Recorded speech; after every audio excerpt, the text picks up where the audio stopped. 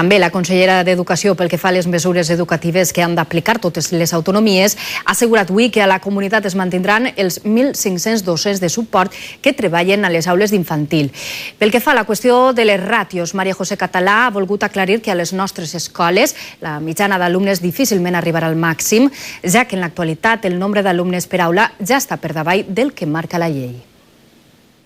En la Comunitat Valenciana, en primària, per exemple, en els centres públics, n'hi ha una mitja de 20 alumnes per aula. És a dir, no arribem ni siquiera al límit que tenia la LOE de 25 fins a aquest moment. Per tant, és molt difícil que s'incremente al tope de la forqueta de la ràtio.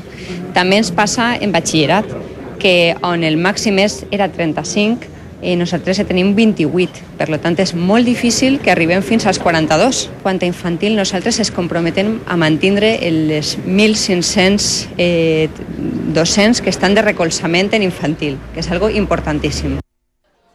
Així ho ha assegurat este matí la consellera d'Educació, Formació i Ocupació en la inauguració d'un nou caixer del Cerdef a Torrent per agilitar gestions administratives. Maria José Català ha estat acompanyada del conseller d'Hisenda, qui s'ha referit al pla de reequilibri per als pròxims 3 anys que el Consell va presentar ahir.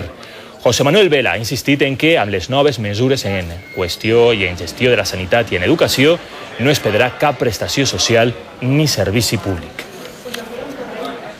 És un pla de 3 anys, no retraien les prestacions socials, el que sí que s'introdueixen són noves fórmules de gestió en sanitat, s'introdueixen també mesures en educació, moltes d'elles perquè el propi estat espanyol les ha aprovat, i el que estem és intentant treballar per estalviar al màxim de diners possibles i poder contribuir d'una vegada ja a dinamitzar l'economia, perquè en menys dèficit sí es pot dinamitzar aquesta economia.